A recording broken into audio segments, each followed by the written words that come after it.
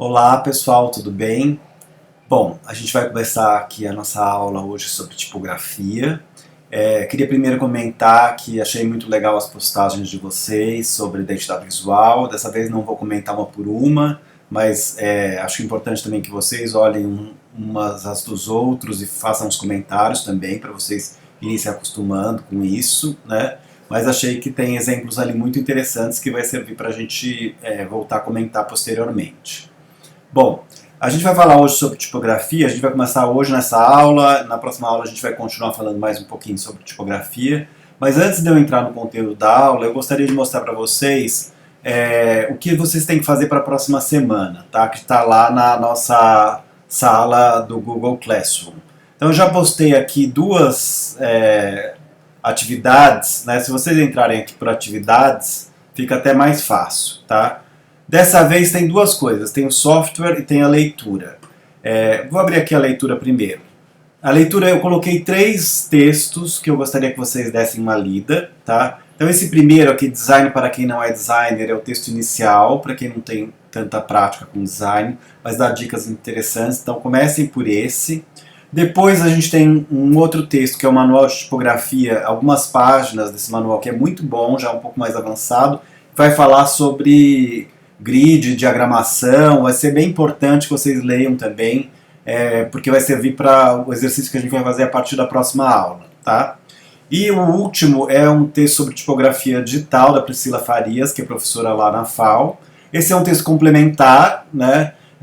Um pouco mais avançado, então se vocês tiverem que escolher, vão por essa ordem. Leiam primeiro esse Design para quem não é designer, e o Manual de Tipografia pelo menos, e o da Priscila com complementação para quem realmente tiver interesse nessa questão da tipografia digital, tá? Eu não vou pedir postagem para a semana que vem, porque a gente vai começar já alguns exercícios práticos também, e eu gostaria que vocês se concentrassem na leitura essa semana. E outra coisa também, a gente está disponibilizando aqui os softwares que a gente vai utilizar. Como a gente não tem acesso ao laboratório lá da ECA, a gente conseguiu aqui nesse link software, vocês clicando aqui, vocês vão ver, tem alguns links para poder baixar versões não oficiais do InDesign, do Photoshop e do Illustrator, tá? Então, se alguém já tiver instalado aí, pode usar o que vocês têm instalado mesmo. Mas quem não tiver e tiver condições de instalar no seu computador, pode entrar por aqui e baixar gratuitamente, porque são versões não oficiais, tá? E instalar no computador de vocês. Instalem primeiro o InDesign, que a gente vai usar mais, tá? E depois talvez a gente use um pouco do Photoshop também. O Illustrator a gente vai usar muito pouco. Então se você tiver um computador com pouca memória, tal, dê preferência ao InDesign. Se alguém quiser usar as versões oficiais, aí eu coloquei também o link aqui da Adobe. Lá vocês podem comprar um plano que é pago mensalmente, acho que uns R$86 por mês para estudante. Tem um plano especial para estudantes, que é esse valor, que te dá acesso a todos os aplicativos da Adobe. É bem interessante para quem gosta dessa área de design, tem aplicativos de vídeo, tudo que você precisar também tem ali já incluído, tá? Agora, se você não tiver condições de baixar isso, contratar o plano, pode usar também essa outra versão que a gente está colocando aqui dos softwares. Esses softwares que a gente está colocando aqui servem apenas para o Windows. Se você tiver um computador Mac, infelizmente a gente não vai conseguir instalar esses que estão aqui, tá? Então, ou você vai ter que comprar a versão oficial, que aí dá para ser tanto o Windows como o Mac, ou então me escreve que a gente vê alguma outra possibilidade de participação. Se alguém não tiver condições de instalar, ou o computador não roda, ou tiver dificuldades de instalar esses programas, por favor me escreva que a gente tenta ver outras maneiras da gente poder desenvolver o trabalho, tá? Para que vocês possam participar assim mesmo. Mas é muito legal que possam instalar, quem puder realmente vai usar bastante isso daí, tá?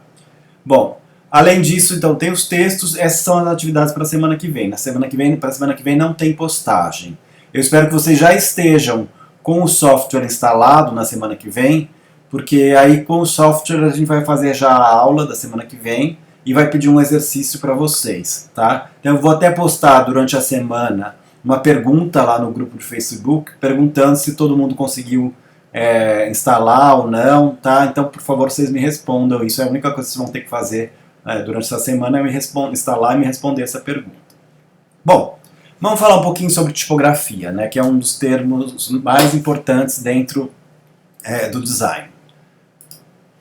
Bom, quando a gente fala em tipografia, tipografia na verdade tem dois significados, né? Tipografia tanto é o estudo das letras, né, do desenho das letras, como tipografia também é um sinônimo para o sistema de impressão tipográfico, que é um dos primeiros sistemas que utilizava tipos de metal, tipos móveis para imprimir a maior parte dos impressos. O que a gente vai falar mais é sobre esse desenho das letras, né? Sobre o estudo das letras, como é que você utiliza as letras. Sobre o sistema de impressão tipográfica a gente vai falar alguma coisinha, mas a gente vai mostrar mais numa outra aula, tá? Então vamos lá. Bom, quando a gente começa a falar um pouco do nosso alfabeto vem desse alfabeto romano, né? Então essa imagem que vocês estão vendo aí é uma imagem original da época de Roma, né? Das letras entalhadas ali no mármore, e a gente vê que é o mesmo alfabeto que a gente utiliza, que é um alfabeto romano, né? E o desenho das letras já é muito próximo do que a gente utiliza hoje. Então a gente tem algumas características nessas letras. Por exemplo, a gente tem uma variação entre traços mais grossos e traços mais finos, né? Essa variação vem também do próprio surgimento das letras. Se a gente pensar que essas letras elas inicialmente eram traçadas com pincel, na hora que o pincel desce, a cerda está mais aberta, né? Então fica mais largo. E na hora que ele faz assim, com um pincel chato, em cima fica mais fino. Por isso que sempre, aqui por exemplo, o aqui vai ser fino e aqui vai ser mais largo, né? Essa proporção entre traços mais largos e traços mais finos, ela não é aleatória, ela tem um porquê. Da mesma maneira, as serifas, que são essas perninhas que sobram aqui no final, né? Existem várias teorias para o surgimento das serifas, mas uma dessas é a própria ideia do pincel. A hora que o pincel parava, ele abre as cerdas e fazia aquela bordinha assim, criando a serifa, tá? Outra explicação possível é quando as letras começaram a ser talhadas na pedra, esse detalhezinho servia tanto para a água escorrer, se a água caísse, né, da chuva ali, né? E também a própria ferramenta acabava dando esse tipo de corte, que é a serifa, né? Bom, isso determina bastante o que a gente entende do alfabeto romano, né? E depois a gente vai ver que a mudança dessas serifas ao longo do tempo ela vai trazer vários estilos de design também. Aqui um outro tipo de escrita, né, chamada escrita gótica, também nesse estilo se chama também uncial, né?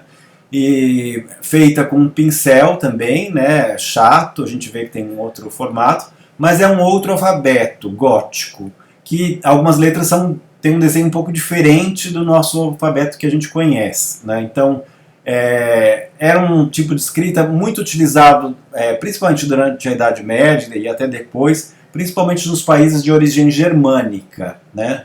Na Alemanha, né, na Holanda, nesses países era bastante comum, né? E a gente vê que eles têm umas características próprias. Por exemplo, a gente pode encontrar aqui algumas letras que não tem no português. Por exemplo, aqui, né? Isso aqui seria a letra beta, né, que vem do grego. Na verdade, no alemão tem o som de dois S's, mas é uma letra que ela não é um B, ela é um outro tipo de letra, né? Tem outras características próprias dessa letra gótica, mas é interessante comentar também que esse tipo de escrita, como ele era muito característico dos países de origem germânica, depois do nazismo, ele foi praticamente banido da Alemanha, foi proibido o uso desse tipo de letra, porque até a época do nazismo era muito comum encontrar livros com esse tipo de escrita gótica, né? Mas como ele ficou muito associado a essa questão do nazismo, ele foi eliminado, proibido, né? Então até hoje, por exemplo, se você pegar o partido neonazista, né, eles voltam a utilizar esse tipo de letra que ficou associada com essa herança. É interessante da gente pensar que as letras elas não são simplesmente um desenho aleatório, mas elas trazem toda uma carga cultural com elas, né? A gente vai ver que o designer ele vai se utilizar disso, né, dessas características que cada letra tem, para poder criar determinados estilos, passar determinadas mensagens também, né? Bom, falando já mais do momento atual, né, assim, que vem um pouco dessa origem da tipografia, do sistema de impressão tipográfico, né? O que era o sistema de impressão tipográfico? Vocês já devem ter ouvido falar do Gutenberg, né, que é tido como o inventor da imprensa. O que o Gutenberg inventou? Na verdade, não foi exatamente só a ideia de se imprimir, mas foi o tipo móvel. O que é o tipo móvel? O tipo móvel era essa pecinha aqui, né, com a letra em relevo, e você pode combinar essas letras formando uma frase, como se fosse um carimbo, e aquilo é batido sobre o papel, né? Antes disso, antes da época do Gutenberg, para você imprimir uma página, você tinha que entalhar na madeira a página toda, letra por letra, mas a página já completa. A ideia que o Gutenberg tem é de, ao invés de fazer a página completa que depois seria jogada fora, era só fazer uma coleção única de letras e recombinar essas letras, um tipo junto com o outro, por isso são chamados tipos móveis, e com isso você conseguiria escrever a maior parte das frases e de tudo que você necessitasse, né? Esse sistema de impressão, no início ele era feito com tipos de madeira, na China também com tipos de louça, e depois ele passou a ser feito com tipos de metal. Até mais ou menos 1980, 1990, você ainda encontrava algumas gráficas de impressão tipográfica que trabalhavam com esse sistema aqui, tá? Servia muito para fazer impressos de qualidade menor, porque, por exemplo, para você imprimir uma fotografia, você praticamente não conseguia fazer com esse sistema, né? Ou tinha que fazer uma qualidade muito baixa, porque como ela tem que ser toda feita em relevo, é muito mais complicado, né? Mas era utilizado ainda para fazer pequenos impressos, notas fiscais, por exemplo, né? E ele funciona como essa espécie de carimbo. É interessante a gente ver que como tem essa caixinha de metal em volta, né? Sempre tem uma sobra em volta. Então você não conseguiria aqui imprimir uma letra sobre a outra, a não ser que você imprimisse duas vezes a mesma folha, né? Porque tinha um lugar que essa caixinha uma ia bater sobre a outra, né? Depois, com outros processos de impressão diferentes da impressão tipográfica, o offset, os processos que vão surgir, aí isso fica bem mais fácil, você pode ter esse tipo de impressão sem problemas, né? Aqui a gente tem um detalhe de como era essa caixinha de metal, né, e que também caracteriza um pouco de algumas terminologias que a gente tem no desenho de letras. Então, por exemplo, aqui a gente tem o chamado olho da letra. O que é o olho? O olho é a parte visível da letra, né? E a gente tem também o que se chama de corpo da letra. O corpo seria o tamanho desta caixinha. Quando a gente fala em corpo, a gente está se referindo ao tamanho da letra. Mas é importante a gente saber que o corpo não é aquilo que aparece visível da letra, mas é aquilo que aparece visível mais um espacinho, que era o espacinho que sobrava aqui, né, nesse tipo de metal. Tá? Então vamos ver agora um videozinho sobre o sistema de impressão tipográfica, só para vocês terem uma noção de como é que funcionava.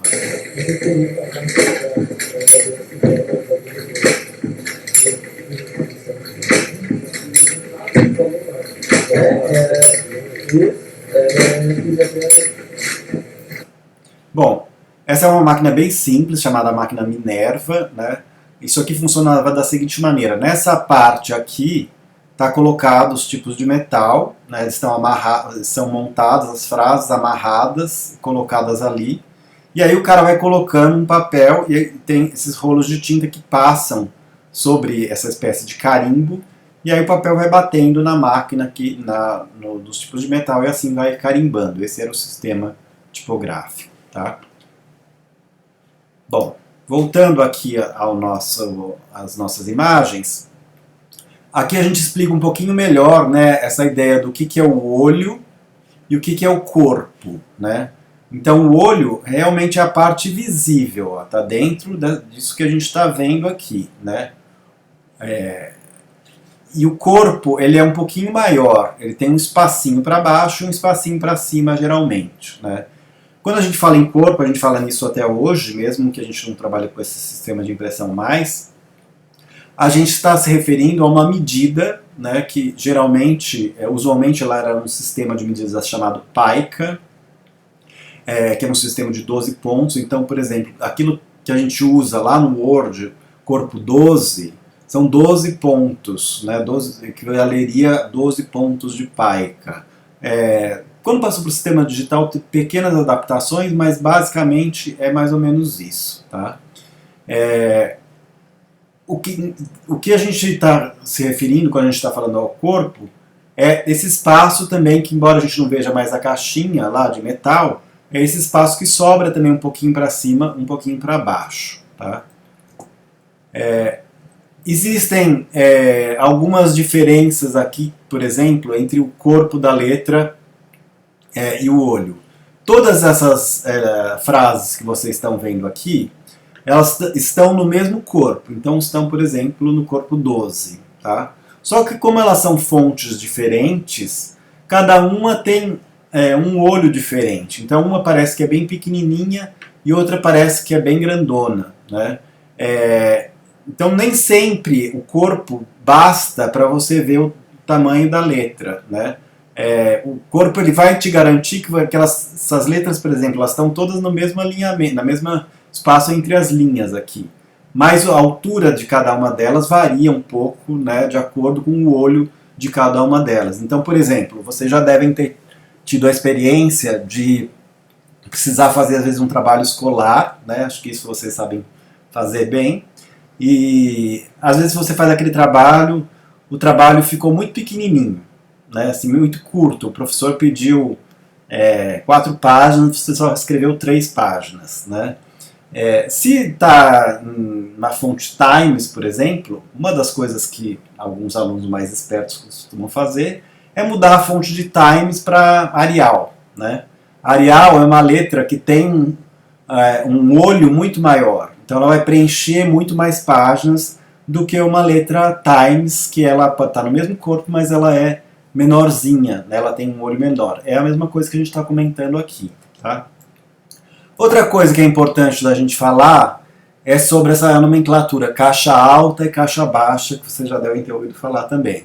Então, a caixa alta são as maiúsculas, caixa baixa as minúsculas. Aqui é um texto composto em caixa alta e baixa, que mistura as duas coisas, que é o mais comum. Né? E por que vem esses nomes, caixa alta e caixa baixa? Quando a gente tinha aqueles tipos de metal, essas letras elas eram guardadas em umas caixas de madeira para o tipógrafo poder pegar uma por uma para compor texto, que elas eram sempre da seguinte maneira: você tinha a caixa de baixo, onde ficavam as minúsculas, e a caixa de cima, onde ficavam as maiúsculas. Por isso que é caixa alta e caixa baixa. Tá? Esse esquema aqui, da forma como as letras estão distribuídas, era um esquema padrão para qualquer fonte, para qualquer tipografia, porque o cara que fazia a composição do texto, como as letras eram muito pequenininhas, às vezes ele não precisava ficar olhando cada uma das letras, né? Ele já sabia pela posição da caixa aonde ela estava, que letra era, se ela era maiúscula, se era minúscula. Então daí é que veio esses termos caixa alta e caixa baixa. Existe um outro efeito tipográfico que a gente chama de versalete, que é esse que vocês estão vendo aqui embaixo. O que é o versalete? O versalete é um efeito em que a gente coloca tudo em maiúscula, só que existe uma diferença de tamanho. Né?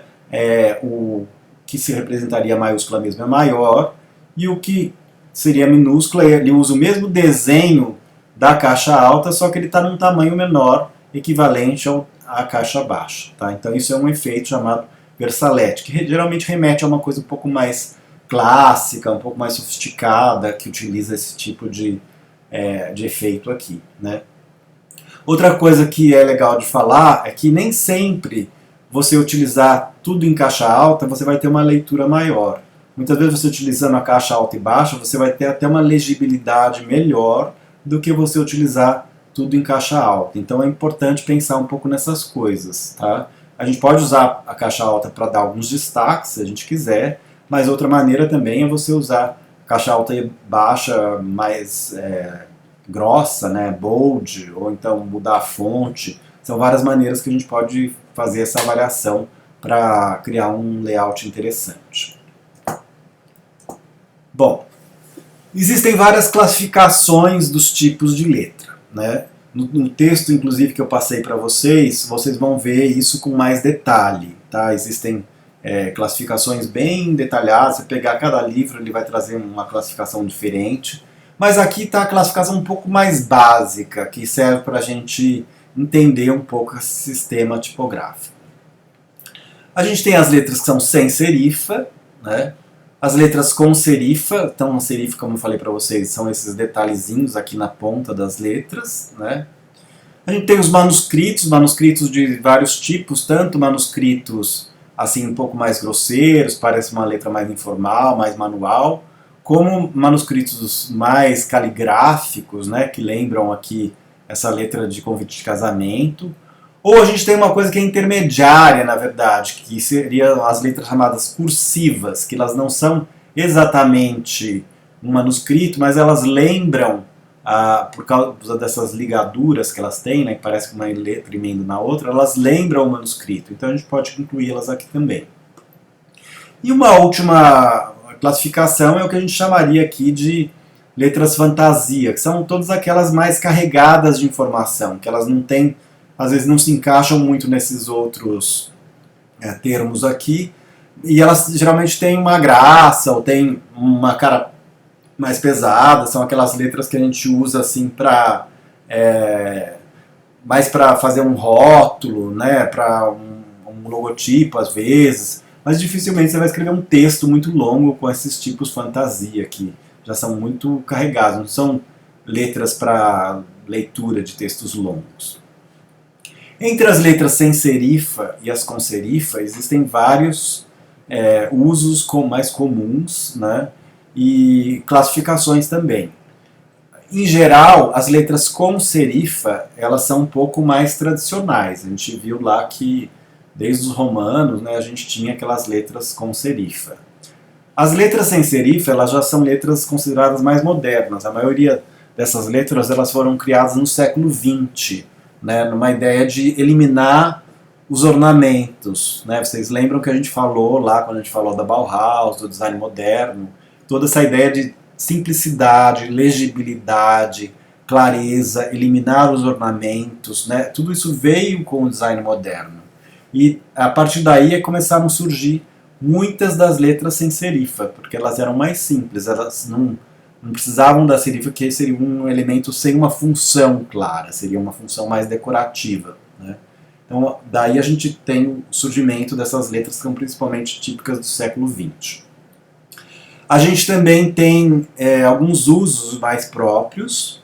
Então, em geral, as letras sem serifa, elas são letras melhores para visualização à distância.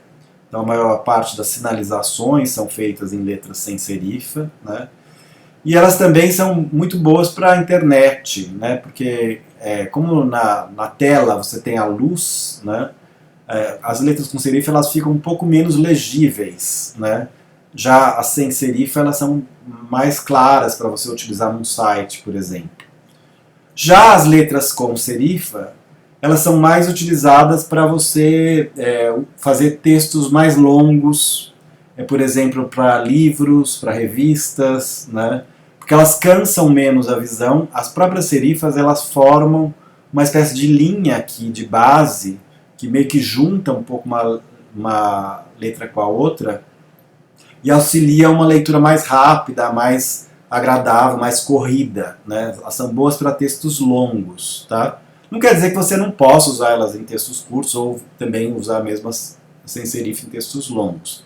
Mas essas são as recomendações mais gerais, mais usuais, né? Vocês podem ver que a maior parte dos jornais e revistas são feitas com letras, ou livros principalmente, né? Com letras com serifa, tá?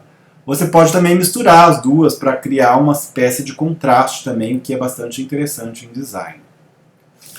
Quando a gente fala de serifa, a gente tem vários tipos de serifa, né? A gente tem letras mais clássicas, que são, por exemplo, a Times New Roman, apesar dela ser uma letra mais moderna, ela é baseada numa letra clássica, que tem geralmente serifas triangulares e levemente curvilíneas, né? Que são serifas mais delicadas.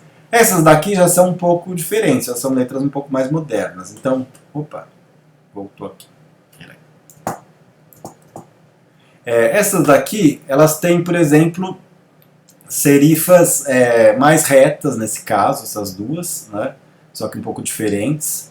A diferença aqui, por exemplo, essa primeira é uma letra chamada American Typewriter, que imita um pouco as letras de máquinas de escrever antigas. E uma característica que ela tem, que não é tão comum para as letras com serifa, é o fato das serifas serem da mesma espessura do traço da letra, né? E ela também não tem aqui variação entre grosso e fino, que é bem característico das letras com serifa.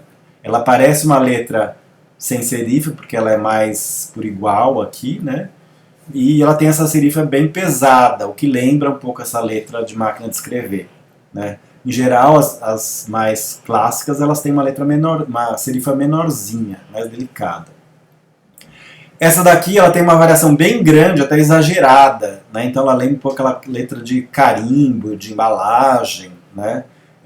Mas é uma serifa também bem reta, o que é uma característica mais moderna, mais informal, diferente de uma Times, por exemplo, que é uma letra mais clássica.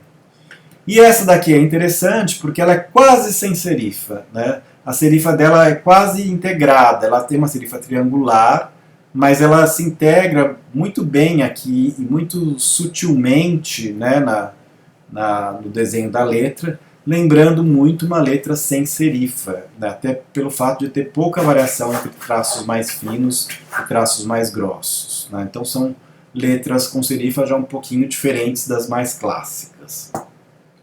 Aqui a gente já tem duas bem clássicas, né?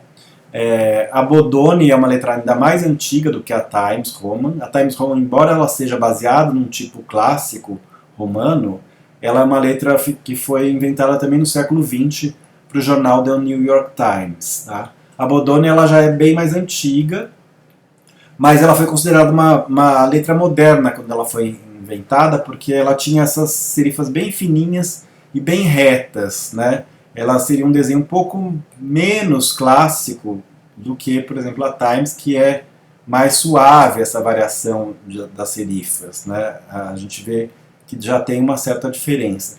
Quem trabalha com tipografia precisa começar a se acostumar a olhar em detalhes as letras, né? Porque existe, às vezes, letras muito parecidas, né? Mas que têm detalhes na posição dos traços, nas espessuras dos traços, é isso que faz um pouco a característica de cada uma das letras. Então, por exemplo, aqui a gente tem, o que a gente tem de detalhes interessantes para a gente perceber? Por exemplo, a gente tem a letra aqui Roman. Roman geralmente são as letras assim mais retinhas, né, na sua posição normal, e a de baixo seria Italic, né, que seria a letra assim inclinada. Percebam aqui, o que é bem comum nas letras com serifa, uma variação no desenho do A Roman e do A Italic, né? São desenhos diferentes, né? Existem fontes que têm só esse tipo de A, existem outras que têm só esse outro, depende da fonte.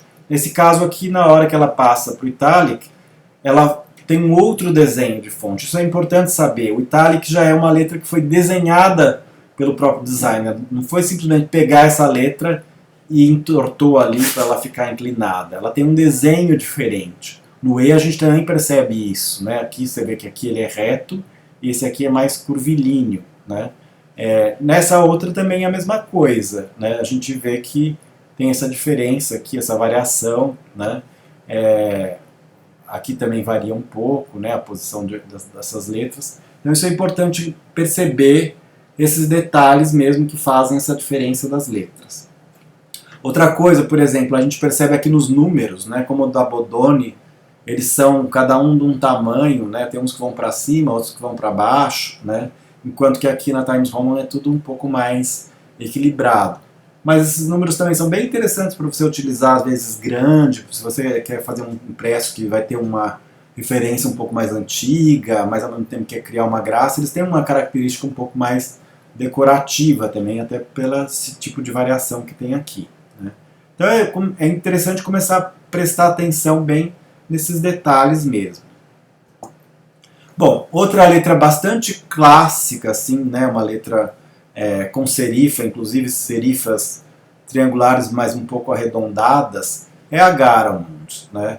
É uma letra que tem um design muito equilibrado, muito limpo, né? Você vê que tem um O bem redondinho e tal. E ela no Italic também ela parece até uma letra cursiva, né? Porque você tem uma ideia de continuação aqui da letra, né? E é bastante diferente o desenho dela em Italic do desenho dela normal, né? Em Roman. Então é interessante perceber realmente, olhar com bastante detalhe as letras no momento em que vocês forem escolher para produzir qualquer tipo de material gráfico. Bom, aqui já um exemplo de letra com serifa já bem mais moderna, né, um pouco mais dura, que parece muito uma letra sem serifa, né? Então, como eu falei, a sem serifa, ela geralmente não tem tanta variação entre traços grossos e finos, até tem algumas que tem, mas em geral elas são mais assim limpas.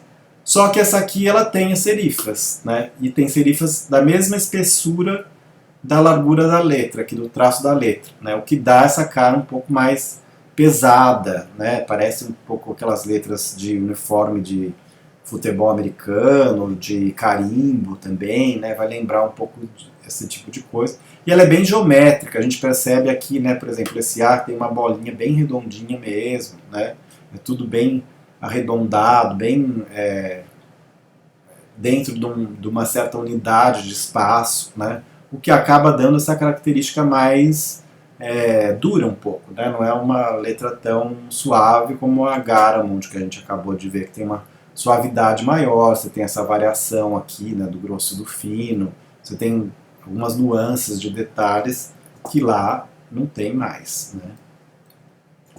Bom, agora alguns exemplos de letras sem serifa, né? Algumas bastante conhecidas, né?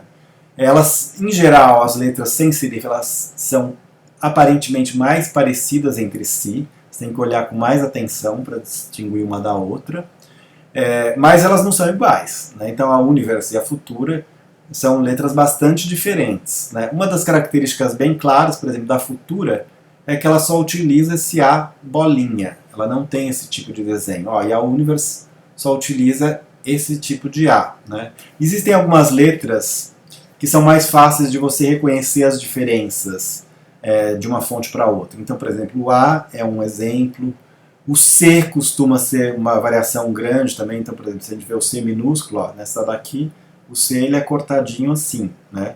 Já nessa ele é cortado dessa forma, né? O J também é uma letra que varia, por exemplo, esse aqui só retinho, esse aqui tem essa voltinha aqui. O G, né? Nesse caso aqui elas são mais ou menos o mesmo desenho, mas existe um outro tipo de G, por exemplo, que tem aquela bolinha aqui embaixo também, né? Em algumas letras com serifa você vê esse outro tipo de desenho com G com aquela bolinha aqui embaixo, né? Então essas letras são interessantes para a gente perceber, para a gente poder identificar. São as letras que são, geralmente, o T também varia bastante, ó. Esse aqui é um T que é retinho, esse aqui já tem mais essa curva, né? É legal prestar atenção sempre nessas letras para você poder diferenciar uma fonte da outra. Outra diferença grande que a gente tem aqui é que a Futura ela é uma letra mais baseada em formas geométricas. Então a gente vê que o A é bem triangular, as letras que tem bolinha são bem redondas mesmo, né? Enquanto que aqui já não é mais oval, né? O A ele vai ser chanfrado aqui em cima, né? Já são variações que a gente pode perceber. Essas letras mais como a Futura, que é mais arredondado, ou a Avant-Garde, que é outra letra bastante parecida com a Futura, foram muito utilizadas principalmente nos anos 30, nos cartazes Art Deco, né? Então a gente viu alguns exemplos aí na aula de História do Design que utilizavam esse tipo de letra. O fato dela ser bastante geométrica favorecia um pouco uma ideia mais decorativa que tem dentro do design Art Deco. Bom, aqui a famosa Helvética, né? A letra sem serifa mais famosa do século XX, talvez, né?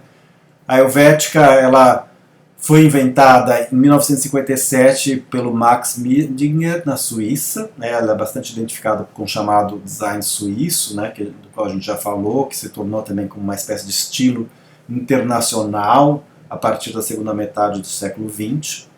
E uma característica muito importante dela é que era uma letra muito simples, muito básica, de leitura muito fácil, né, muito clara, e por isso que se recomendou tanto a utilização dela no período do design moderno, né, assim, porque era legível, clara, objetiva. Foi bastante utilizada para sinalização, por exemplo, o metrô de Nova York utiliza a letra helvética, né, nem sempre utilizou, mas agora utiliza. E esse tipo de letra sem serifa, não só a helvética, mas muitas delas foram criadas para a sinalização, né? Porque elas são de muito boa visualização de longe, né? Assim, já as com serifa já são mais difíceis de longe, né? Aqui a gente tem um cartaz, né, que faz referência à própria ideia do design suíço. A gente viu alguns exemplos de design suíço que usavam muito grid e usavam muitas vezes esse grid inclinado, como a gente está vendo aqui. Né? E uma das características também da Helvética é que ela era uma família de tipos bastante ampla. Né? Quando a gente fala em uma fonte ou numa família de tipos, o que torna às vezes uma fonte bastante popular é o fato delas ter uma família de tipos bem grande. Então ela ter muitas variações, ela ter aqui a versão normal, a versão mais estendida e mais fina, né? Ou essa versão condensada, né? Você tem muitas variações e com essa única fonte você poderia construir vários layouts, criando contraste entre si, sem precisar misturar muitas fontes, por isso que se falava tanto, utilize a Helvética que ela serve para tudo. Né? Você vai ter várias possibilidades ali dentro e você vai conseguir um layout muito claro, muito legível. Aqui mais algumas letras sem serifa, já um pouquinho diferentes. A Frutiger é até um pouco parecida, porque ela é uma letra também criada para a sinalização pelo Adrian Frutiger. Ela foi criada para a sinalização do aeroporto de Nova York. Ela é um pouquinho diferente da Helvética, né? Você tem esses cortes aqui mais retos e tal, mas uma letra extremamente clara, simples, legível. Essas aqui já têm características um pouco diferentes, né? Essa Optima, o que é interessante dela é perceber que ela tem uma variação aqui de fino e grosso, e na pontinha aqui ela quase tem uma serifa, né? O que dá uma certa sofisticação, uma certa leveza para esse desenho de letra. E a Hotes, ela já é uma letra mais contemporânea, que surgiu após a computação gráfica, né? Ela até parece um pouco com a Optima, mas ela é um pouco mais dura. Né? E ela tem um formato, por exemplo, aqui mais quadrado do O, né? Não é aquela bola tão perfeita como a gente tem aqui, né? O que remete um pouco a uma linguagem um pouco mais de computação gráfica, mais eletrônica também, né? Um pouco mais endurecida, ela passa um pouco essa sensação. A gente tem que começar a perceber um pouco esse tipo de sensação que cada letra vai passar para quem está vendo. Aqui já alguns exemplos de tipos de fantasia, só para a gente ilustrar, né? Um manuscrito aqui, mais assim, informal, que é o Mistral. E essa outra letra que lembra um pouco aquela letra de cartaz de açougue, né? Que foi feita meio à mão com uma caneta grossa, né? Baseada numa ideia de design vernacular. Isso também é um termo interessante. O que é design vernacular? A gente vai ter muitos designers contemporâneos que vão se interessar por essas letras feitas lá pelo caminhoneiro, pelo cara do açougue, a pessoa que não é um designer, né, assim, mas de origem, que tem uma origem popular, e às vezes vão se basear nisso para criar algumas fontes que vão relembrar essas características. Então essa aqui lembra um pouco também o uso da letra feita com caneta mais grossa. Né? Já aqui parece uma letra mais manuscrita mesmo, né, mais solta. É importante também a gente falar que as letras manuscritas, elas são feitas para elas ficarem assim, emendadas, né? Então a gente não deve espaçar as letras, né? Fica muito ruim quando a gente vê elas espaçadas. Elas funcionam melhor quando elas estão assim no seu espaçamento melhor, né? O espaçamento mais tradicional. Também a gente raramente utiliza letras manuscritas tudo em maiúscula, tudo em caixa alta, porque fica muito ruim de ler, né? Elas são melhores na caixa alta e baixa, como elas estão aqui. Bom, aqui a gente pode falar um pouquinho também sobre as variações de peso das letras, né? Então, você tem aqui a Roman, que seria, não é o peso, mas é o fato dela ser assim, nesse eixo vertical, né? O contrário de Roman seria Italic, né? Ela é inclinada. E Medium seria o valor intermediário da letra, né? Aí a gente tem variações conforme a fonte. Tem algumas que vão chegar até a Ultralight, bem fininhas, né? E outras que vão chegar até a Extra Black, ou outras chamam de Extra Bold. Essa nomenclatura varia um pouco de uma fonte para outra. Bom, outra coisa importante também da gente falar no design, agora não só do desenho das letras, mas o que a gente faz com essas letras, como é que a gente distribui elas na página. Uma das coisas mais importantes é a questão do alinhamento, né? Então a gente tem aqui os alinhamentos mais clássicos. O alinhamento à esquerda, que faz referência à maneira como a gente escreve mesmo à mão, né? Assim, a gente geralmente alinha à esquerda e deixa a outra margem solta, né? Ele é considerado um alinhamento natural, né? Já o alinhamento à direita seria o menos natural de todos, porque ninguém escreve dessa maneira. A gente utiliza às vezes no design, mas ele é um pouco menos natural. Geralmente a gente utiliza para, por exemplo, para uma legenda de foto. Se eu tiver uma foto aqui, por exemplo, como tem essa foto aqui, a minha imagem do lado do texto, fica bom, porque você tem essa linha aqui que é paralela com essa. A gente tem que sempre pensar nesses alinhamentos, com que a gente está alinhando o texto também. Não pode estar solto na página, né? O centralizado, por exemplo, aqui está no centro, então ele está numa boa posição nesse caso, porque se o centralizado estivesse para cá já não ficaria tão bom, porque cria esse espaço em branco aqui, né? O centralizado geralmente remete a um layout mais simétrico, que é mais clássico, mas também que nem sempre chama muita atenção. É mais clássico, por exemplo, a gente utiliza bastante texto centralizado em convite de casamento, né? Mas ele fica tudo muito simétrico, muito igualzinho de um lado e do outro, né? Então quando a gente usa outros tipos de alinhamento que saem um pouco dessa coisa simétrica, às vezes consegue um dinamismo um pouco maior no layout. Esse outro aqui, justificado ou blocado, é bastante comum também. Então a gente tem aqui as duas margens alinhadas, né?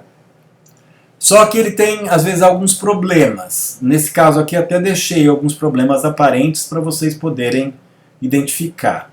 Por exemplo, nessa linha aqui, né, vocês podem ver que ela está toda mais espaçada, né, cria uns buracos aqui. Enquanto que a linha de cima, ela está muito mais apertada.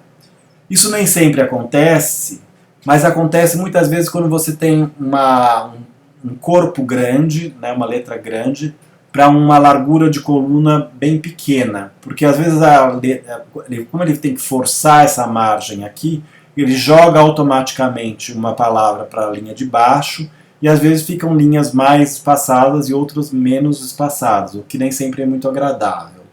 Então ele funciona bem quando você tem uma quantidade de texto grande e colunas que sejam não muito pequenas, né? Porque senão você pode ter esse tipo de problema aqui. Apesar dessa coluna não ser pequena, nesse caso, eu forcei um pouco para deixar visível para vocês esse tipo de problema, tá?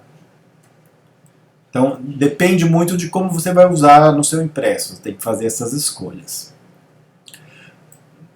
Nesse layout que está aqui, está tudo mais ou menos no seu lugar. O alinhado à esquerda está à esquerda, né? Então tem a ver com essa margem de cá. o alinhado de direita está à direita, o blocado está ocupando toda a página e o centralizado está no meio. Tem um outro exemplo que eu fiz aqui em que está tudo errado, vamos dizer assim, né? Então está tudo fora do lugar, não tem alinhamento de nada com nada aqui, né? Aqui parece que está alinhado, mas não é, está meio fora. Então sobra esses buracos aqui meio estranhos, né? O centralizado aqui no canto.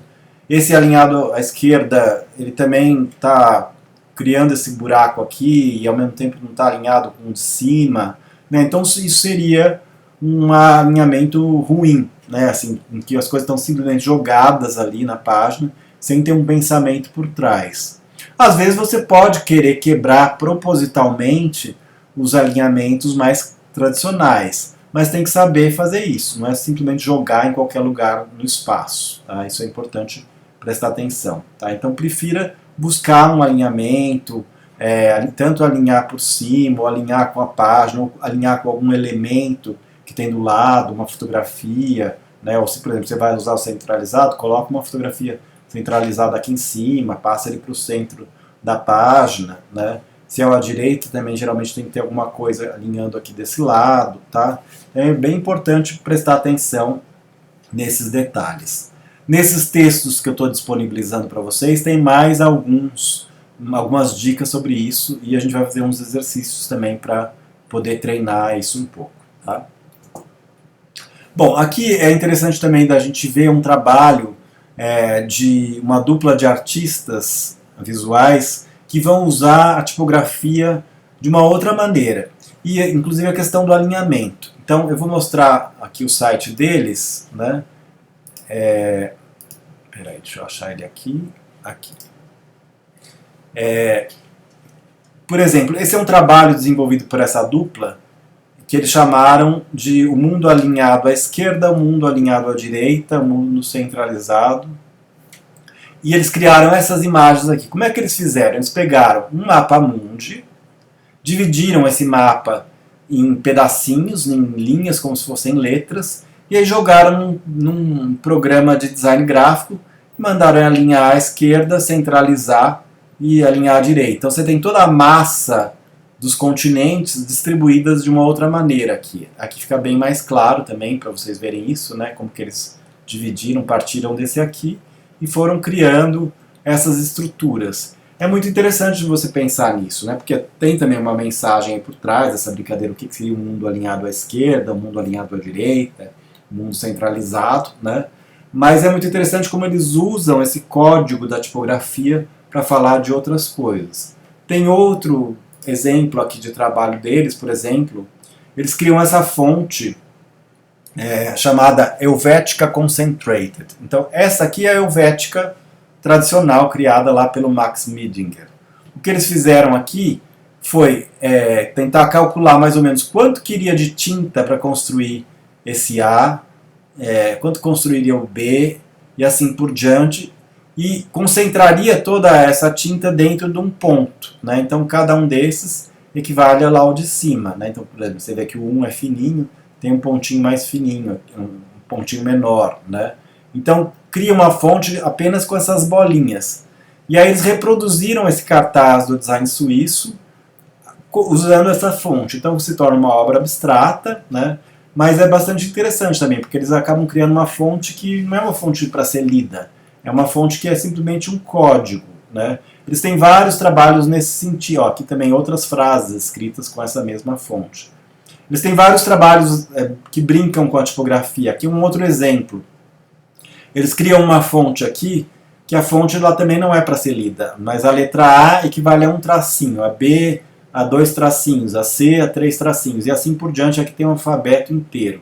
Com esse esquema de código, eles podem construir palavras criando empilhamentos de coisas. Então, por exemplo, aqui eles escreveram a palavra longitude e latitude, isso aqui está reproduzido como uma escultura. Então, se você contar quantas peças dessa tem aqui, e for nessa tabela, você vai conseguir ler aquela escultura, né?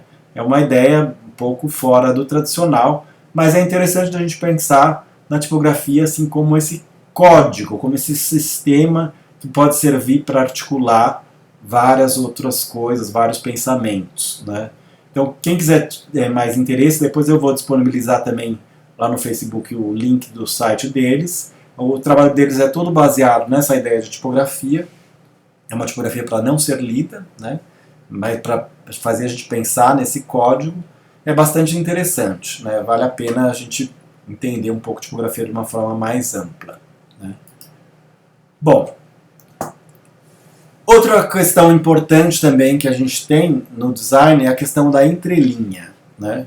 E primeiro a gente tem que falar o que é entrelinha. Entrelinha não é o espaço que vai daqui a aqui, não é só esse espaço entre as duas linhas. Mas a entrelinha ela é medida da base de uma palavra até a base da palavra de baixo, tá? Isso é bem importante, ela vem daqui até aqui, tá? Por quê? A gente viu lá no comecinho lá aquela ideia do olho da letra, né? Então o olho, como as letras têm olhos diferentes e às vezes elas são no mesmo corpo, se você pegar essa letra no corpo 12, com a entrelinha 12, qualquer que seja a fonte que esteja na entrelinha 12, ela vai estar sempre nesse espaço aqui, ó. Se você medir daqui a aqui, vai ter essa mesma distância. A altura da letra pode ser menor ou maior, dependendo do olho que ela tiver. Mas essa distância será sempre a mesma. Tá? Por isso que a gente conta a entrelinha da base da linha de baixo até a base da linha de cima. Isso é bastante importante da gente saber. Quando vocês utilizam uma fonte lá no Word ou na maioria dos programas gráficos, em geral, ela vem aqui nessa entrelinha automática. O que é essa entrelinha automática? Ela é uma entrelinha que é um pouco maior do que o que seria o normal. A entrelinha justa, o que seria o normal? Seria, por exemplo, naquela época que a gente tinha os tipos de metal, é como se você encostasse um tipo de metal no outro, né? E você teria o entrelinhamento natural, né? Já automático, você está afastando uma letra um pouco da outra, né? Mas ela dá uma legibilidade maior, né? Então, ao invés de eu utilizar o corpo 12 com a entrelinha do corpo 12, que seria aqui na entrelinha justa, na entrelinha automática geralmente é corpo 12 com a entrelinha 14, por exemplo, né? Ela fica um pouco mais legível, mais clara, né?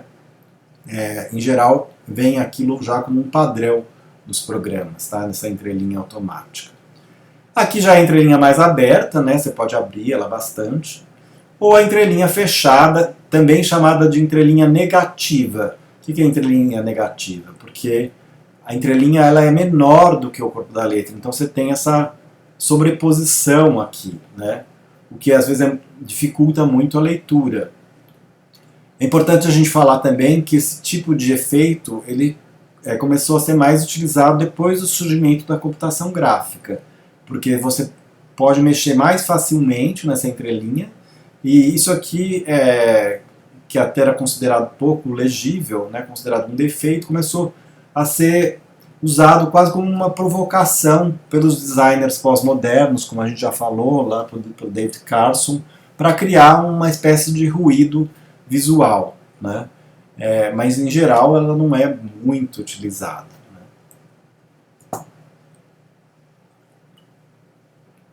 Bom, outra questão interessante também para a gente comentar sobre tipografia é a questão do kerning. O que é kerning?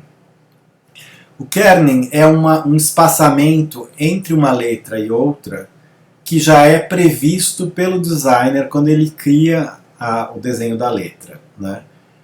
Quando a gente tem uma frase, uma palavra, né, o espaçamento normal, mais agradável entre uma letra e outra, não é um espaçamento matemático. Então, por exemplo, a gente tem essa palavra aqui e a gente pode traçar um espaço entre uma letra e outra. Aparentemente está tudo igual, né? Assim, tudo está mais ou menos no mesmo espaço. Só que a hora que você olha aqui embaixo, você percebe que parece que tem um buraco aqui, está muito espaçado, né? Já aqui o P e o E parece que estão muito juntinhos. Porque aquilo que é um espaçamento puramente matemático, ele não dá uma impressão ótica muito agradável.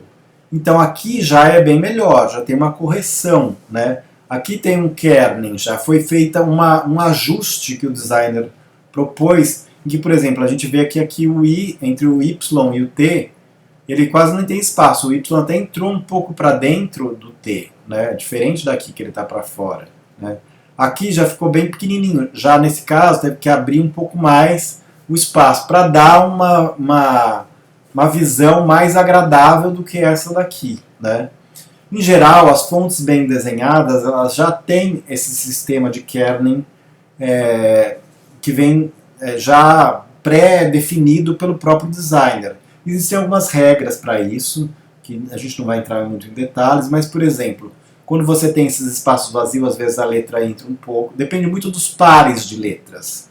Então, às vezes você tem, por exemplo, um V e um A, eles vão se juntar, entrar um do espaço do outro para poder ser mais próximo. Ou quando você tem duas barras, por exemplo, né, um I e um L, um do lado do outro, geralmente você tem que abrir um espacinho um pouco maior para ficar aquilo mais agradável, né? Então isso é tudo uma questão de olhar um detalhe na letra e ver aquilo que fica mais agradável visualmente, né? Então aqui a gente tem também outra coisa que está mostrando aqui é que às vezes esse default, esse padrão da letra, nem sempre ele é muito bem feito. Então, por exemplo, nesse caso aqui, você vê que aqui ficou muito junto, né? Ele está mostrando que está muito apertado, entre o E fica muito aberto. Parece uma bobagem isso, mas quando você faz um logotipo, por exemplo, que é uma palavra única geralmente, que vai ser ampliada, diminuída, é importante você, às vezes, mexer um pouco nesse espaçamento, não usar simplesmente aquele espaçamento que vem como default, que vem como padrão no computador. Você consegue mexer isso nos programas para atingir uma organização visual, um espaçamento um pouco mais agradável, tá? Então esses são detalhes do design, mas é importante a gente saber que nem sempre aquilo que vem já pronto no padrão ele é o melhor. Às vezes você pode mexer individualmente entre o espaço entre essas letras, tá? Então isso é o que a gente chama de kerning, esse ajuste que você faz entre uma letra e outra. Existe um outro conceito que é um outro tipo de espacejamento chamado tracking. Esse tracking é diferente do kerning. O tracking é um espaçamento por igual, quando você pode até já definir um kerning, por exemplo, você definiu que esse aqui seria a melhor opção para a sua letra. Mas você pode querer ampliar proporcionalmente aí 1 ponto, 2 pontos, 3 pontos, por igual, espacejando entre essas letras. Isso que a gente chama de tracking. Tracking você vai abrir mais ou menos por igual cada letra.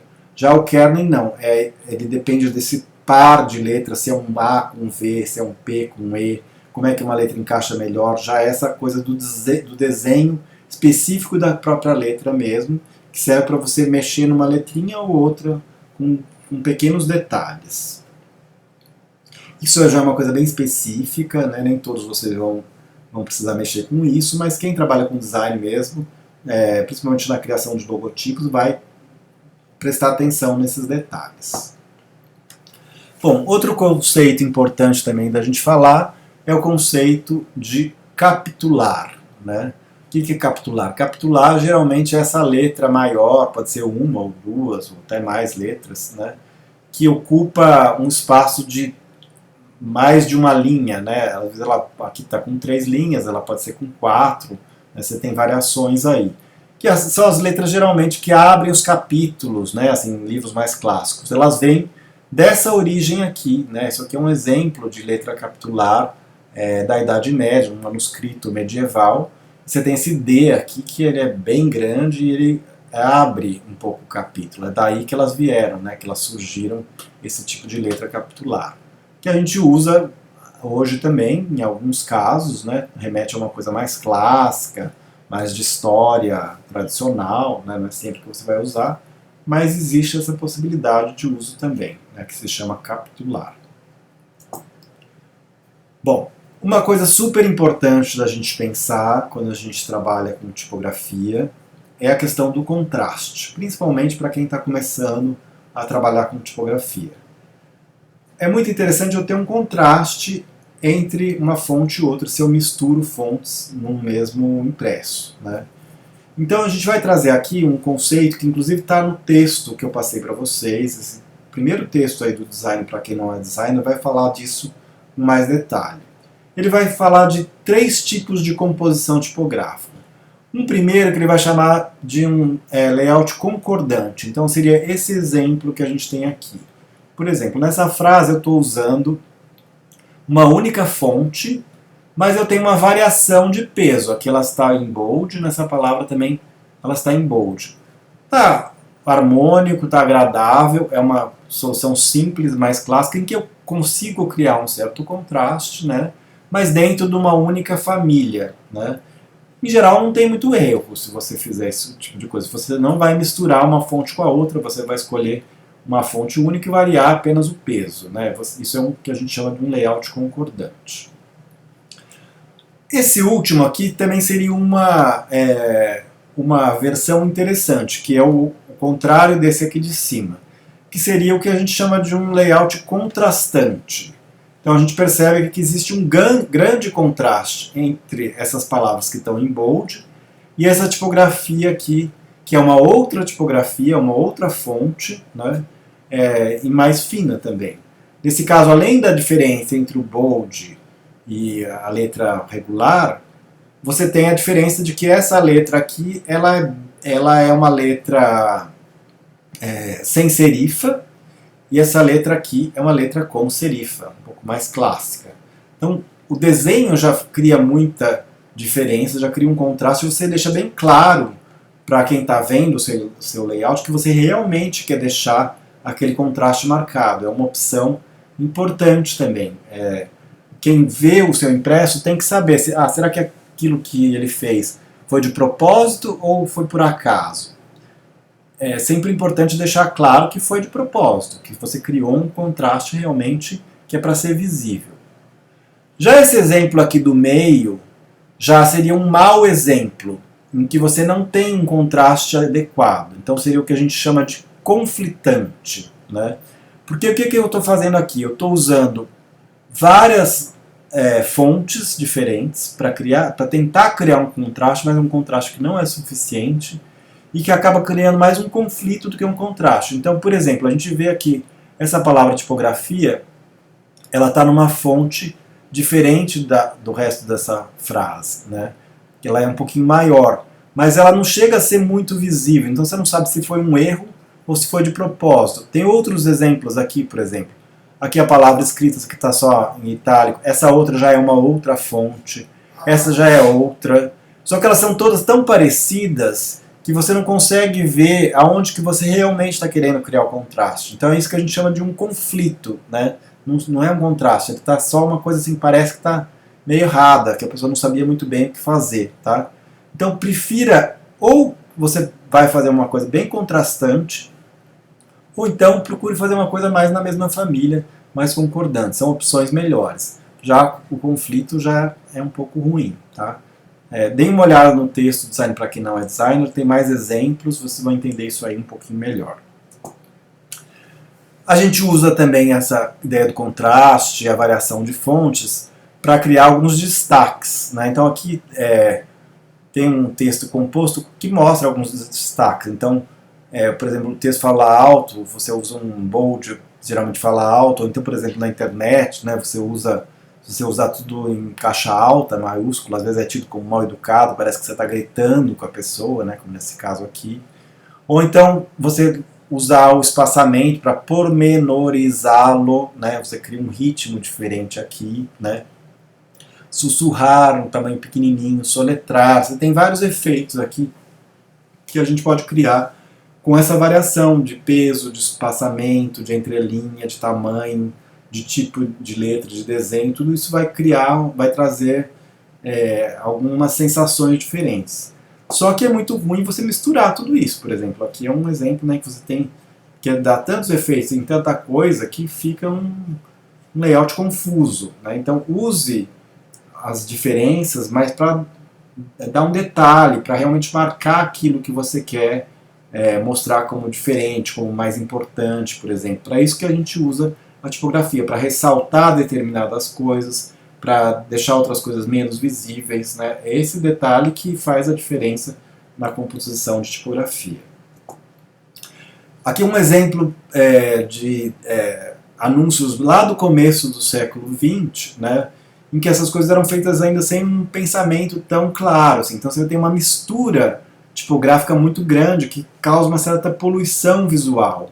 Também o alinhamento não está muito claro, assim, apesar de ser mais centralizado nesses anúncios, que era uma coisa mais clássica, mas também está um pouco estranho, né? E uma mistura bem exagerada, né? De tipos diferentes. Muitas vezes essas gráficas lá do comecinho do século XX, elas tinham algumas fontes e elas usavam aquelas fontes que elas tinham, por isso que acabavam usando uma mistura assim, porque às vezes nesse corpo ela só tinha essa fonte, no corpo menor ela só tinha essa, ela não tinha todas as variações de tamanho, né? Então ela acabava tendo que misturar e fazer coisas como essa, né? Que também não tinham a ideia ainda do design moderno, da ideia de clareza, de limpeza que vai surgir depois, né? Esse é um outro exemplo, né, de uma mistura de fontes, aqui já com elementos que lembram um pouco a fonte Art Nouveau, essa coisa mais decorativa, mas também com essa mistura de fontes e a ideia de um layout mais simétrico, né, que procura equilibrar os espaços e preencher todos os espaços, não deixar espaços vazios. O que depois também vai ser bastante questionado na história do design. Aqui já há um texto mais bem composto, bem clássico também, né, mas que está tudo no seu lugar, né, assim, está tudo meio centralizado, é simétrico, acaba sendo um pouco mais tradicional, né? Você tem até esse elemento que colabora para essa ideia mais tradicional, mas o fato de você ter uma letra com serifa, mais clássica, né? Aqui está blocado, né? Assim, então está tudo bem estruturado, não tem erro aí, né? Assim, remete a uma coisa mais clássica, mas está tudo certinho. Aqui vale a pena também notar assim, esse começo do capítulo, que ao invés dele usar simplesmente a capitular, que é aquela letra maior, ele usou aquele efeito que a gente chamou de versalete, né, que você tem essa variação do tamanho das letras. Todas estão na caixa alta, né, aqui, só que você tem a variação da letra maior aqui e as outras menores aqui para baixo.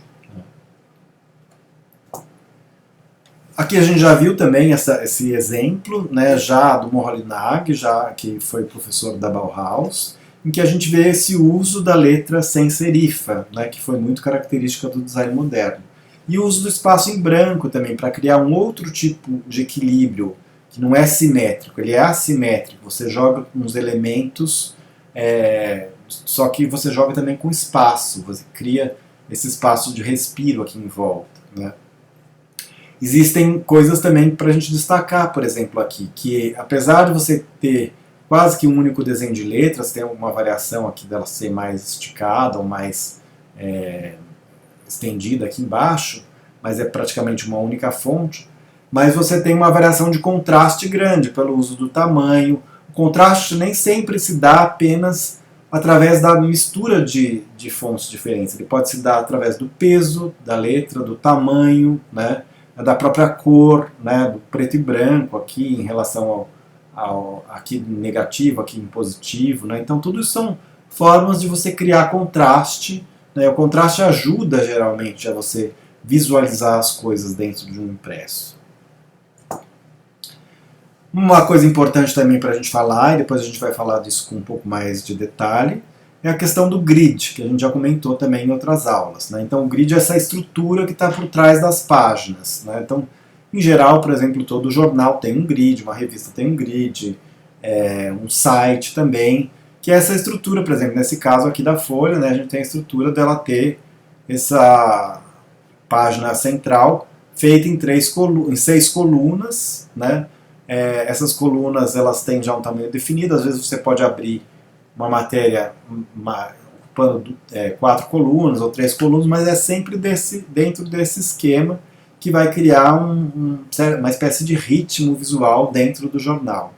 Aqui são alguns exemplos de composição em grid. Você vê que, por exemplo, nesse caso aqui, essas duas páginas são o mesmo grid, né? Elas têm 4 colunas, tanto aqui como aqui, mas elas não precisam ser iguais as páginas, né? Você pode, por exemplo, abrir em 2 colunas, né? Aqui já está tudo numa coluna só, né? E você pode deixar espaços vazios dentro do grid, né? Mas o grid é uma forma de estrutura, no qual você pode distribuir os seus elementos da página. Existem trabalhos de design que não utilizam grid, ou que tentam quebrar um pouco essa rigidez do grid, né? Mas ainda é um instrumento interessante, principalmente para quando você tem uma publicação aí bastante que tem que manter um certo padrão ao longo do tempo e ao longo das páginas. A gente vai ver depois mais alguns exemplos. Por exemplo, aqui a gente tem já um trabalho que foge um pouco daquela coisa do grid. Aqui não, aqui mantém um grid, né, mas é um trabalho da década de 80, do Danville Brod, que foi um dos designers revolucionários desse momento, em que ele começou a quebrar um pouco a rigidez do grid, né. Então a gente tem, por exemplo, uma página que ele compôs aqui. Apesar de ter um grid, você tem esses elementos que criam um dinamismo muito grande, você tem essa inserção de pequenos textos aqui no meio das colunas que quebram um pouco esse grid. Você tem uma mistura de tipografia que não era muito comum na época, né, que acabou criando outras possibilidades de criação do uso de tipografia. Ou aqui, por exemplo, em que ele usa o texto bastante espaçado e um texto que passa por cima da imagem. Mesmo no título aqui ele mistura fontes com pesos bastante diferentes, né? O que até essa época era considerado pouco usual, né? Ou mesmo nesse anúncio que ele faz, que ele usa vários tamanhos de letras diferentes, né? A gente já comentou um pouquinho sobre o trabalho do Neville Brod aqui também, né? E já um exemplo mais radical, que a gente também já viu, mas apenas para a gente lembrar, já que a gente está falando de tipografia, é o David Carson, né, que vai usar muito essa entrelinha negativa, essa sobreposição, esse ruído visual, essa mistura de letras muito confusa, aparentemente, né, a letra que está de ponta cabeça, tal.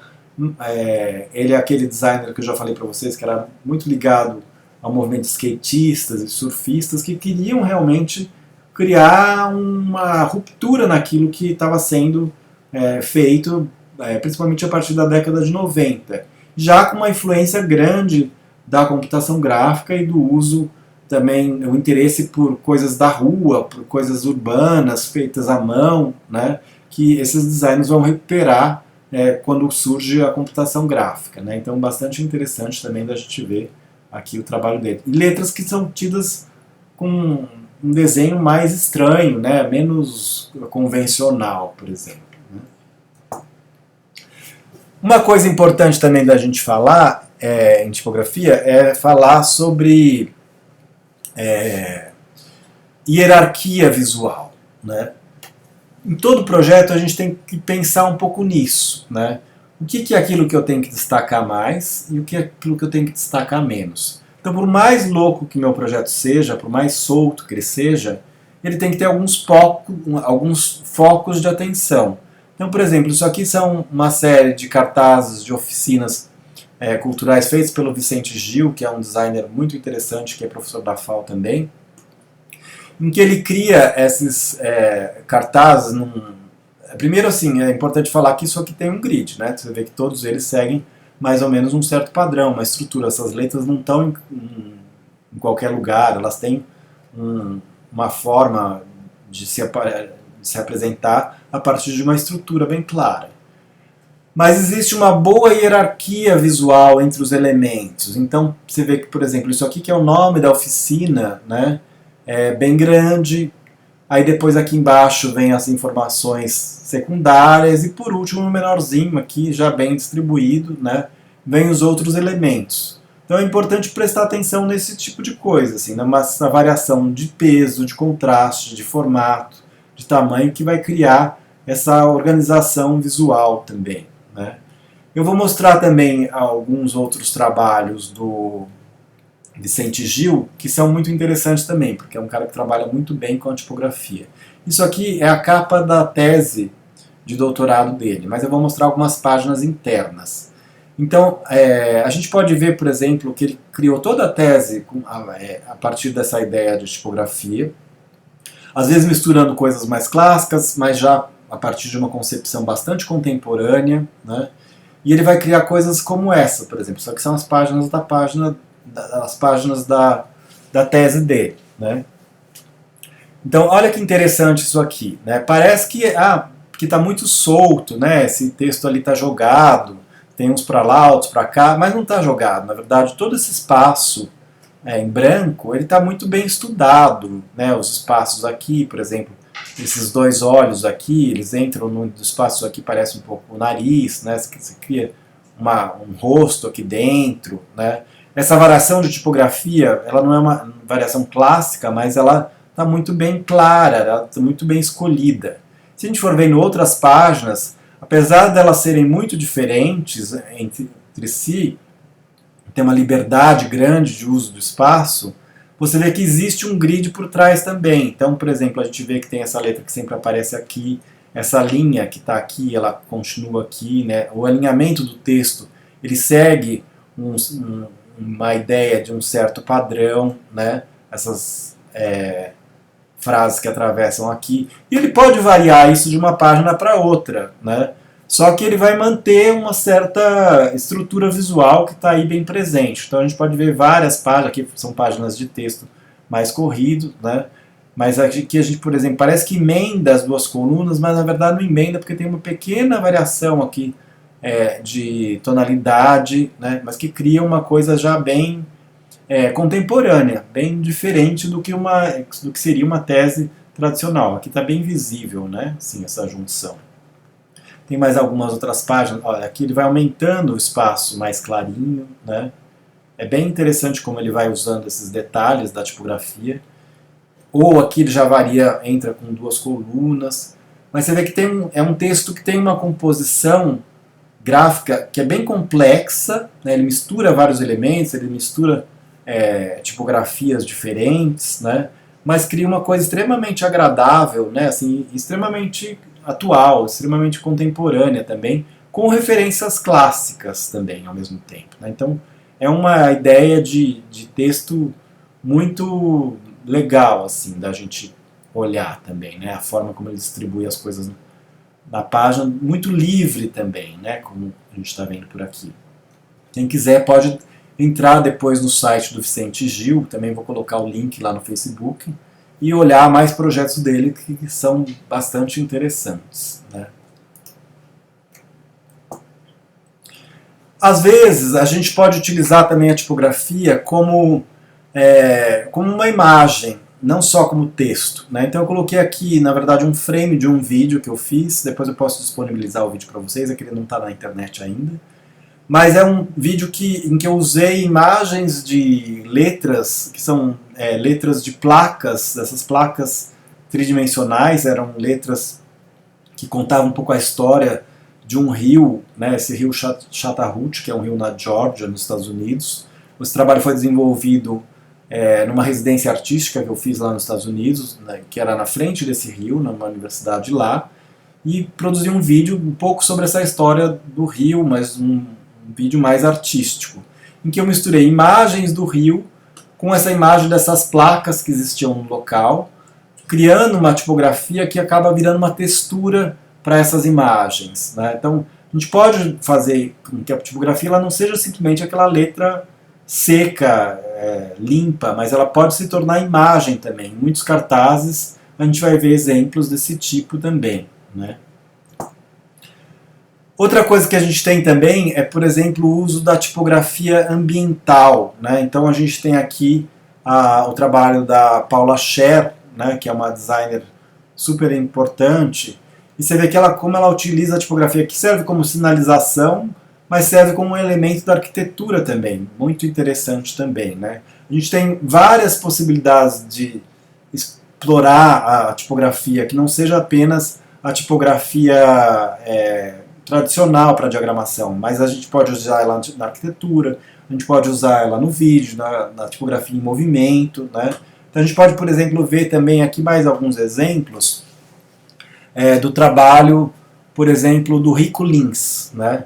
Então aqui já é um trabalho que a gente chama de motion graphics, né? Ele criou esse logotipo para a orquestra de Heliópolis, né?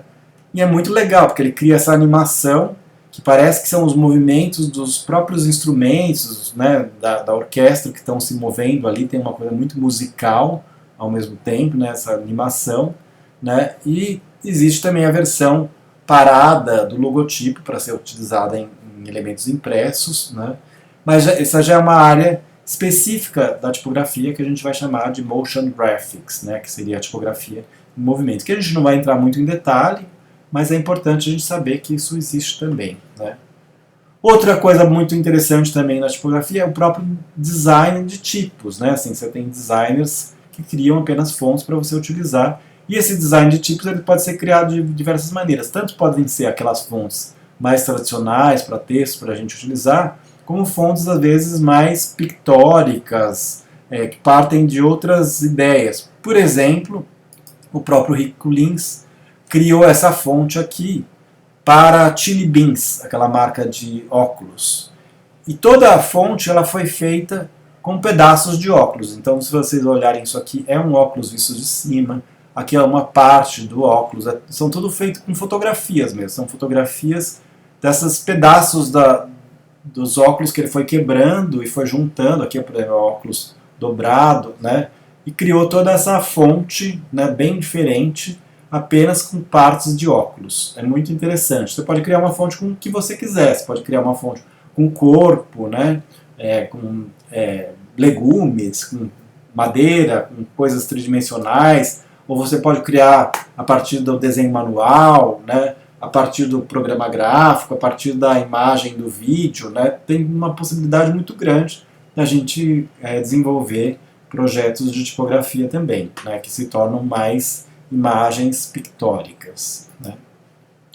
Ainda falando um pouquinho aqui sobre a tipografia ambiental, eu gostaria de mostrar também mais um exemplo que eu vi essa semana na internet, talvez alguns de vocês tenham visto, né? E que eu achei um exemplo super interessante, né? É uma projeção sobre um prédio, né? Que foi feita com videomapping, né? Então eles usaram o próprio prédio aqui para distribuir as frases, além do conteúdo, né, ser bastante interessante, bastante importante para o momento atual, né, assim, aquilo que está escrito aqui, é uma forma de utilizar a tipografia de um jeito ativista, né, assim, a gente vê que o design ele serve não apenas para decorar as coisas, mas ele serve para transmitir mensagens também, nesse caso, uma mensagem muito interessante, de um suporte muito diferente, né. Então, eu queria, na verdade, encerrar a nossa aula de hoje com essa imagem, para a gente pensar um pouco sobre isso, no poder que a gente tem como designers, como criadores, para utilizar aquilo que a gente faz enquanto comunicação, né? Mesmo que seja para um projeto mais artístico, assim, não seja para um cliente, né? Mas seja no sentido de uma expressão individual, de uma ideia que a gente pode ver aqui, né?